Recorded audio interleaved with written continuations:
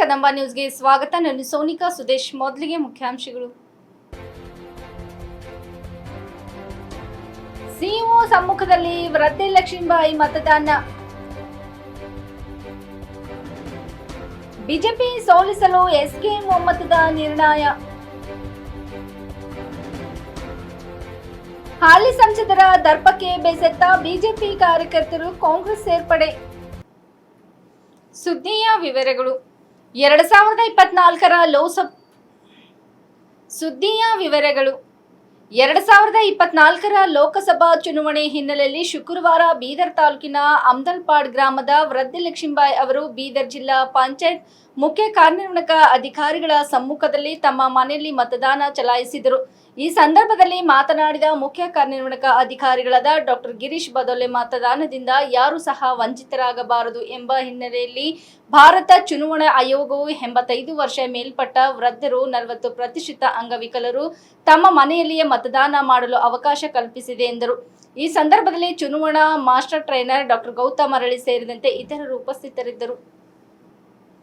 ಜನ ವಿರೋಧಿ, ರೈತ ವಿರೋಧಿ, ಸಂವಿಧಾನ ವಿರೋಧಿ, ಪ್ರಜಾಪ್ರಭುತ್ವ ವಿರೋಧಿ, ಕಾರ್ಮಿಕ ವಿರೋಧಿ, ಮಹಿಳಾ ವಿರೋಧಿ, ಕೋಮುವಾದಿ, ಜಾತಿವಾದಿ ಬಿಜೆಪಿ ಸೋಲಿಸಲು ಎಸ್ಕೆಎಂ ಒಮ್ಮತವಾಗಿ ನಿರ್ಣಯಿಸಲಾಯಿತು. ಪತ್ರಿಕಾ ಭವನ ಕಲಬುರಗಿಯಲ್ಲಿ ಏರ್ಪಡಿಸಲಾದ ಎಸ್ಕೆಎಂ ರಾಜಕೀಯ ಸಮಾವೇಶದಲ್ಲಿ ಈ ನಿರ್ಣಯ ತೆಗೆದುಕೊಳ್ಳಲಾಯಿತು. ದೆಹಲಿ ಸಿಂಗು ಗಡಿಯಲ್ಲಿ ರೈತರು ಹಲವಾರು ಬೇಡಿಕೆಗಳಾದ ರೈತರ ಸಾಲ ಮನ್ನಾ, ರೈತ ವಿರೋಧಿ ಕರಾಳ ಕೃಷಿ ಕಾಯ್ದೆ, ಎಪಿಎಂಸಿ ಕಾಯ್ದೆ ತಿದ್ದುಪಡಿ, ಭೂ ಸುಧಾರಣೆ ಕಾಯ್ದೆ, ಡಾಕ್ಟರ್ ಎಂಎಸ್ ಸ್ವಾಮಿನಾಥನ್ ಆಯೋಗದ ವರದಿಯ ಪ್ರಕಾರ C2+50 ಸೇರಿಸಿ ಎಂಎಸ್ಪಿ ಕಾನೂನು ಜಾರಿಗಾಗಿ ರೈತರ ಆತ್ಮಹತ್ಯೆ ತಡೆಗಟ್ಟಲು ರೈತರು ಧರಣಿ ಸತ್ಯಾಗ್ರಹ ನಡೆಸುತ್ತಿದ್ದ ಅನ್ನದಾತರ 754 ಜನ ರೈತರು ಹೋರಾಟದಲ್ಲಿ ಮಾಡಿದರು ಮತ್ತು ಲಾಠಿ ಚಾರ್ಜ್, ಅಶ್ರುವಾಯು ಸಿಡಿಸಿ, ಗಾಳಿಯಲ್ಲಿ ಗುಂಡು ಹಾರಿಸಿ, ರೋಡಿನ ಮೇಲೆ ಮೊಳೆ ಹೊಡೆದು ರೈತರ ಹೋರಾಟ ಹತ್ತಿಕ್ಕುವ ಹುನ್ನಾರ ಪಿತೂರಿ ಮಾಡಿದ ಎನ್ಡಿಎ ಮಿತ್ರ ಪಕ್ಷದ ಅಭ್ಯರ್ಥಿಯನ್ನು ಸೋಲಿಸಿ ಪ್ರಜಾಪ್ರಭುತ್ವ ಎತ್ತಿ ಹಿಡಿಯಲು ರೈತರು ಕರೆ ನೀಡಿದರು. ಬೀಜ, ರಸಗೊಬ್ಬರ, ಕೀಟನಾಶಕ, ಔಷಧಿ ದುಬಾರಿ ಬೆಲೆ ಏರಿಕೆ ಮಾಡಿ ರೈತರ ಒಕ್ಕಲುತನ, ದಿವಾಳಿತನ ಮುಂದುವರೆದ ಬಿಜೆಪಿ ಅಧಿಕಾರಕ್ಕೆ ಬಂದಾಗಿನಿಂದ ಇಲ್ಲಿಯವರೆಗೆ ಸರಿ ಸುಮಾರು 1 ಲಕ್ಷ ಜನ ರೈತರು ಸಾಲದ ಬಾಧೆ ತಾಳಲಾರದೆ ಆತ್ಮಹತ್ಯೆ ಮಾಡಿಕೊಂಡ ಘಟನೆ ನಡೆದಿದೆ. ಅನ್ನದಾತರ ಬಗ್ಗೆ ಕಾಳಜಿ ತೋರಲಿಲ್ಲ. ಕಾರ್ಪೊರೇಟ್ ಕಂಪನಿಗಳಿಗೆ ರತ್ನದ ಕಂಬಳಿ ಹಾಕಿ ಸ್ವಾಗತ ಮಾಡಿದ ಮೋದಿ ಆಡಳಿತ ಇದೊಂದು ಕೆಟ್ಟ ದುಷ್ಪರಿಣಾಮವಾಗಿದೆ. ರೈತರು ಬೇಸತ್ತು ಹೋಗಿದ್ದಾರೆ. ಕಲ್ಯಾಣ ಕರ್ನಾಟಕ ನಾಡು ಸಂಪೂರ್ಣ ಅಭಿವೃದ್ಧಿ ಕಡೆಗಣಿಸಿದೆ. ಕಲಬುರಗಿ ಜಿಲ್ಲೆಯ ತೊಗರಿ ನಾಡು ಅಭಿವೃದ್ಧಿ ಇಲ್ಲ. ತೊಗರಿ ಬೆಳೆಗಾರರ ಬಗ್ಗೆ ಬೇಜವಾಬ್ದಾರಿ, ಹೊರದೇಶದ ತೊಗರಿ ಮೇಲೆ ಬಹಳ ಪ್ರೀತಿ ತೋರಿಸಿದ್ದಾರೆ. ನಾಡಿನ ತೊಗರಿ ಬೆಳೆಗಾರರಿಗೆ ಸಂಪೂರ್ಣವಾಗಿ ಕಡೆಗಣಿಸಿದ್ದಾರೆ. ತೊಗರಿ ಕವಡಿ ಕಿಮ್ಮತ್ತು ಇಲ್ಲವಾಗಿದೆ.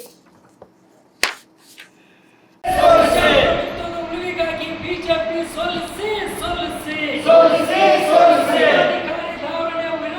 ವಿರೋಧಿಸಿ ನಡೆಯುತ್ತಿರುವ ಸಮಾವೇಶಕ್ಕೆ ಜಯವಾಗಲಿ ಜಯವಾಗಲಿ ಜಯವಾಗಲಿ ಜಯವಾಗಲಿ. ಕೋಮುವಾದಿ, ಜಾತಿವಾದಿ ಬಿಜೆಪಿಗೆ ಸೋಲಿಸಿ ಸೋಲಿಸಿ ಸೋಲಿಸಿ ಸೋಲಿಸಿ. ಸಂಪತ್ತನ್ನು ಲೂಟಿ ಮಾಡುತ್ತಿರುವ ಮೋದಿಗೆ ಸೋಲಿಸಿ ಸೋಲಿಸಿ ಸೋಲಿಸಿ ಸೋಲಿಸಿ. ಸಂಪತ್ತನ್ನು ಲೂಟಿ ಮಾಡುತ್ತಿರುವ ಮೋದಿಗೆ ಸೋಲಿಸಿ ಸೋಲಿಸಿ ಸೋಲಿಸಿ ಸೋಲಿಸಿ. ಗುಲ್ಬರ್ಗ ರೈಲ್ವೆ ಡಿವಿಷನ್ ಉಳಿವಿಗಾಗಿ ಬಿಜೆಪಿಯನ್ನು ಸೋಲಿಸಿ ಸೋಲಿಸಿ ಸೋಲಿಸಿ ಸೋಲಿಸಿ. ಪಾರ್ಕ್ ಉಳಿವಿಗಾಗಿ ಬಿಜೆಪಿ ಸೋಲಿಸಿ ಸೋಲಿಸಿ ಸೋಲಿಸಿ ಸೋಲಿಸಿ. ಸರೌಂಡಿಂಗ್ ಔಟರ್ ರಿಂಗ್ ರೋಡ್ ಉಳಿವಿಗಾಗಿ ಬಿಜೆಪಿ ಸೋಲಿಸಿ ಸೋಲಿಸಿ ಸೋಲಿಸಿ ಸೋಲಿಸಿ. ರೈತರ ಹಿತರಕ್ಷಣೆಗಾಗಿ ಬಿಜೆಪಿ ಸೋಲಿಸಿ ಸೋಲಿಸಿ ಸೋಲಿಸಿ ಸೋಲಿಸಿ. ಸಾಲ ಮನ್ನಾಕ್ಕಾಗಿ ಬಿಜೆಪಿ ಸೋಲಿಸಿ ಸೋಲಿಸಿ ಸೋಲಿಸಿ ಸೋಲಿಸಿ. ಕೊಲೆಗಡುಕ ಬಿಜೆಪಿ ಸರ್ಕಾರಕ್ಕೆ ಸೋಲಿಸಿ ಸೋಲಿಸಿ ಸೋಲಿಸಿ ಸೋಲಿಸಿ. ಹಾಲಿ ಸಂಸದರ ದರ್ಪಕ್ಕೆ ಬೇಸತ್ತಿರುವ ಬಿಜೆಪಿ ಕಾರ್ಯಕರ್ತರು ಕಾಂಗ್ರೆಸ್ ಸೇರ್ಪಡೆಗೊಂಡಿದ್ದಾರೆ. ಇದು ಕಾಂಗ್ರೆಸ್ ಪಕ್ಷದ ಅಭ್ಯರ್ಥಿ ಸಾಗರ್ ಖಂಡ್ರೆ ಅವರ ಗೆಲುವಿಗೆ ಮುನ್ನಡೆಯಾಗಿದೆ. ಇಂದು ಭಾಲ್ಕಿಯ ಖಾಸಗಿ ಹೋಟೆಲ್ನಲ್ಲಿ ನಡೆದ ಕಾರ್ಯಕ್ರಮದಲ್ಲಿ ಭಾಲ್ಕಿ ತಾಲೂಕಿನ ಮಹೇಕರ್, ಸಾಯಗಾಂವ್, ಕೊಂಗೊಳ್ಳಿ, ಅಟ್ರಾಗ, ಹರಿವಾಡ್, ಕಾಕ್ನಾಳ್, ಜವಳಗೈ, ಅಳವಾಯಿ ಗ್ರಾಮಗಳ ನೂರಾರು ಬಿಜೆಪಿ ಕಾರ್ಯಕರ್ತರು ಪಕ್ಷ ತೊರೆದು ಕಾಂಗ್ರೆಸ್ ಸೇರ್ಪಡೆಗೊಂಡರು. ಈ ಬಾರಿ ಬೀದರ್ ಕ್ಷೇತ್ರದಂತೆ ಕಾಂಗ್ರೆಸ್ ಪರವಾದ ವಾತಾವರಣ ನಿರ್ಮಾಣವಾಗಿದೆ. ಕಾಂಗ್ರೆಸ್ ಪಕ್ಷದ ಸಿದ್ಧಾಂತ ಮತ್ತು ಧ್ಯೇಯಗಳನ್ನು ಒಪ್ಪಿ ರಾಜ್ಯ ಸರ್ಕಾರದ ಜನಪರ ಆಡಳಿತ ಮೆಚ್ಚಿ ಬಿಜೆಪಿಯ ಮುಖಂಡರು, ಕಾರ್ಯಕರ್ತರು ಸ್ವಯಂ ಪ್ರೇರಿತವಾಗಿ ಕಾಂಗ್ರೆಸ್ ಪಕ್ಷ ಸೇರುತ್ತಿದ್ದಾರೆ. ಪಲ್ಲವಿ ರಾಜ್ಕುಮಾರ್, ಕಮಲಕರ್ ಜೋರ್ಮಲೆ, ಗ್ರಾಮ ಪಂಚಾಯತ್ ಸದಸ್ಯರು ಸಾಯಿಗಾಂವ್ ನಾರಾಯಣರಾವ್ ಬಿರಾದರ್, ಸಾಯಿಗಾಂವ್ ರಮೇಶ್ ಹುಲ್ಸುರೆ, ಮೆಹಕರ್, ಅಮೋಲ್ ತಳಗಾವೆ, ಅಳ್ವಾಯಿ ಸೇರ್ಪಡೆ ಆದ ಪ್ರಮುಖರು. ವಿಜಯನಗರ ಜಿಲ್ಲೆ ಕೊಳ್ಗಿ ಪಟ್ಟಣ ಪಂಚಾಯಿತಿ ವ್ಯಾಪ್ತಿಯ ಕೆಕೆಹಟ್ಟಿ ಗ್ರಾಮದಲ್ಲಿ ಶ್ರೀ ಸಾರಿ ದುರ್ಗಮ್ಮ ದೇವಿ ಜಾತ್ರೆ ಬಹು ವಿಜೃಂಭಣೆಯಿಂದ ಜರುಗಿತು. ಸರ್ವ ಗ್ರಾಮಸ್ಥರು ಸೇರಿದಂತೆ ಕೊಳ್ಗಿ ಪಟ್ಟಣ ಹಾಗೂ ವಿವಿಧ ಗ್ರಾಮಗಳ ಗ್ರಾಮಸ್ಥರು ಮತ್ತು ಅಸಂಖ್ಯಾತ ಭಕ್ತರು ಜಾತ್ರೆಯಲ್ಲಿ ಭಾಗಿಯಾಗಿದ್ದರು. ಜಾತ್ರೆ ಸಕಾಲಕ್ಕೆ ಜರುಗಿದ್ದಲ್ಲಿ ಗ್ರಾಮಕ್ಕೆ ಹಾಗೂ ಇಡೀ ಲೋಕಕ್ಕೆ ಸೌಖ್ಯ ಲಭಿಸುತ್ತದೆ. ಇದು ಪೂರ್ವಜರನಿಂದ ನಡೆದುಕೊಂಡು ಬಂದ ಧಾರ್ಮಿಕ ಉತ್ಸವ ಎಂದು ಗ್ರಾಮದ ಹಿರಿಯರು ಅಭಿಪ್ರಾಯ ವ್ಯಕ್ತಪಡಿಸಿದರು. ಸಕಾಲಕ್ಕೆ ಮಳೆ ಬೆಳೆಯಾಗಲಿ, ಸಕಲ ಜೀವರಾಶಿಗಳಿಗೆ ಲೇಸಾಗಲಿ, ಸಕಲ ಕಷ್ಟಗಳನ್ನು ನಿವಾರಿಸಿ ಸಕಲ ಸಂಪತ್ತುಗಳನ್ನು ಸಕಲರಿಗೆ ನೀಡಲಿ, ಗ್ರಾಮಕ್ಕೆ ಹಾಗೂ ಲೋಕಕ್ಕೆ ಕಲ್ಯಾಣವಾಗಲಿ ಮತ್ತು ಭವಿಷ್ಯದಲ್ಲಿ ಜರುಗಬಹುದಾದ ಸಕಲ ಕಷ್ಟಗಳನ್ನು ನಿವಾರಿಸು ಎಂದು ಶ್ರೀ ಸಾರಿ ದುರ್ಗಮ್ಮ ದೇವಿಯಲ್ಲಿ ಕೋರಿರುವುದಾಗಿ ಕೆಕೆಹಟ್ಟಿ ಗ್ರಾಮದ ಹಿರಿಯರು ತಿಳಿಸಿದ್ದಾರೆ.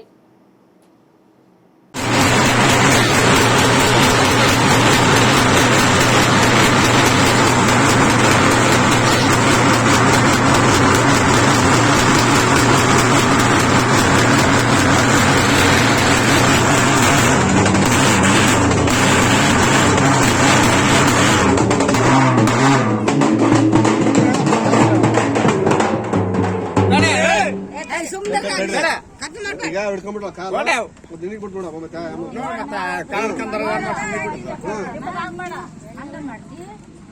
ಏನ್ ಪೂಜೆ ಮಾಡ್ತಾ ಇದೀರಿ? ಸಾರಿ ದುರ್ಗಮ್ಮನ ಪೂಜೆ ಮಾಡ್ತಾವ. ಎದ್ರ ಬಗ್ಗೆ?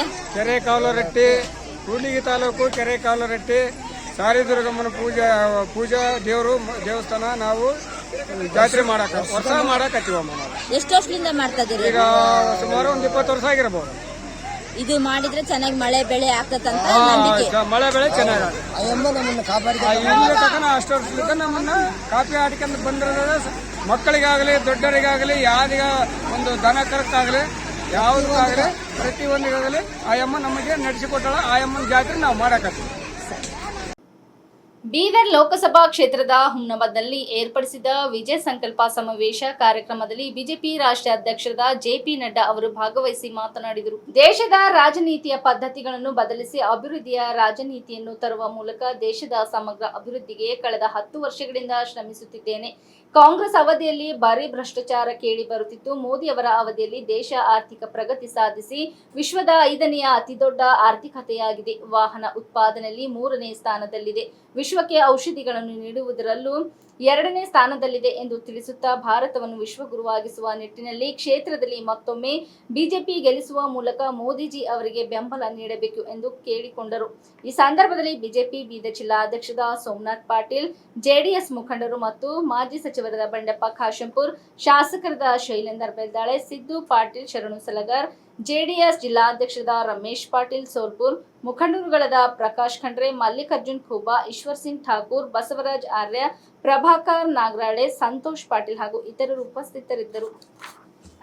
कि आज मोदी जी ने देश की राजनीति की परिभाषा, देश की राजनीति की चाल चरित्र, देश की राजनीति का कार्य करने का तरीका और देश में जिस ढर्रे पर राजनीति चलती थी उस राजनीति को बदल डाली है और एक नई संस्कृति को स्थापित किया है. जब मैं चाल चरित्र, परिभाषा, संस्कृति की बात करता हूं तो पहले की राजनीति क्या होती थी? जातिवाद के आधार पर, इलाकेवाद के आधार पर पहले की राजनीति होती थी कि अगड़ा है कि पिछड़ा है, इस गांव का है या उस शहर का है, मेरे इलाके का है या बाहर का है, मेरी बिरादरी का है या मेरे मजहब का है, और वोट बैंक की राजनीति होती थी, वोट बैंक की राजनीति. लेकिन आज मोदी जी ने इन सब चीजों को धत्ता दिखाकर, किनारे करके विकासवाद की राजनीति को आगे बढ़ाया. विकासवाद की राजनीति, और जब मैं विकासवाद की राजनीति कहता हूं तो उसमें कोई मजहब नहीं, कोई जाति नहीं, कोई अगड़ा पिछड़ा नहीं, एक ही मंत्र, सबका साथ, सबका विकास, सबका विश्वास, सबका प्रयास, इस मंत्र को लेकर के चले और सबको न्याय, तुष्टीकरण किसी का नहीं, no appeasement, no special treatment.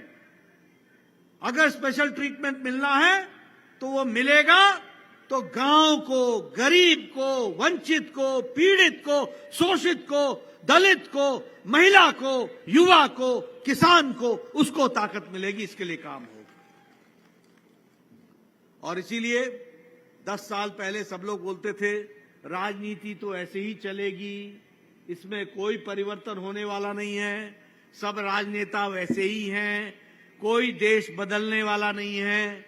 लेकिन मोदी जी ने 10 साल में देश को बदल डाला है और नए विकास की योजना को लेकर के आगे चले। आज मुझे खुशी होती है आपके साथ बताते हुए कि आज अमेरिका की अर्थव्यवस्था लड़खड़ा रही है। आज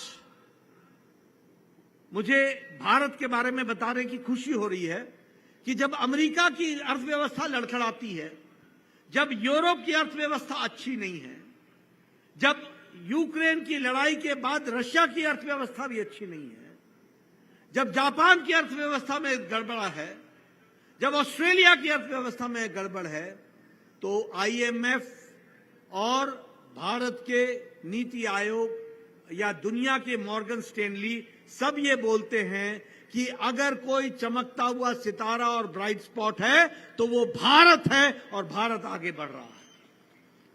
आपको जानकर खुशी होगी कि भारत आज 5वें नंबर की अर्थव्यवस्था बन गया है। हम 11वें नंबर पर थे, 11वें नंबर पर, आज हम 5वें नंबर पर हैं। और हमने किसको पिछाड़ा? ब्रिटेन को, ब्रिटानिया को, जिसने हमको 200 साल राज किया। और आपके आशीर्वाद से, आपकी ताकत से भगवंत खूबा फिर से एमपी बनेंगे, प्रधानमंत्री मोदी जी तीसरी बार प्रधानमंत्री बनेंगे और 2 साल के अंदर भारत तीसरी अर्थशक्ति बन जाएगा, तीसरी अर्थ पावर बन जाएगा। बोलो, बनाना है कि नहीं बनाना है? आगे बढ़ाना है देश को कि नहीं बढ़ाना है? मित्रों, मैं यहां यह भी बोलना चाहता हूं कि यह चुनाव सिर्फ भगवंत खूबा का नहीं है। यह चुनाव हमको आगे चल करके भारत को, विकसित भारत का संकल्प को पूरा करने का चुनाव है। इस बात को हमको ध्यान में रखना है। आज आपको जानकर खुशी होगी कि ऑटोमोबाइल इंडस्ट्री, ये जो गाड़ियां बनती हैं, हम लोग खुश होते थे, जापान की गाड़ी है, टोयोटा है, डैटसन है, हम खुश होते थे कि ये जापानीज गाड़ी है।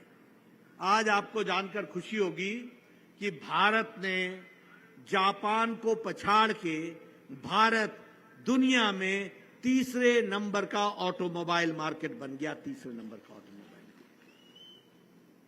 आपको जानकर खुशी होगी कि हम दुनिया को दवाई बेचने में, देने में, मैन्युफैक्चरिंग में, दुनिया में हम दुनिया की को दवाई देने में हम नंबर 2 पर आकर के खड़े हो गए। आज दुनिया की डिस्पेंसरी भारत बन गई है। सबसे सस्ती दवा और सबसे कारगर दवा अगर है तो भारत बना रहा है और 138% हमारा एक्सपोर्ट बढ़ गया है। पेट्रोकेमिकल्स में 106% हमारा एक्सपोर्ट बढ़ गया। इस्पात बनाने में, स्टील बनाने में, कभी हम जिसका रॉ मटेरियल से लेकर के सब कुछ हम चाइना से लेते थे, आज स्टील बनाने में भारत मैन्युफैक्चरिंग में नंबर 2 पर आकर के खड़ा हो गया, नंबर 2 पर खड़ा हो गया।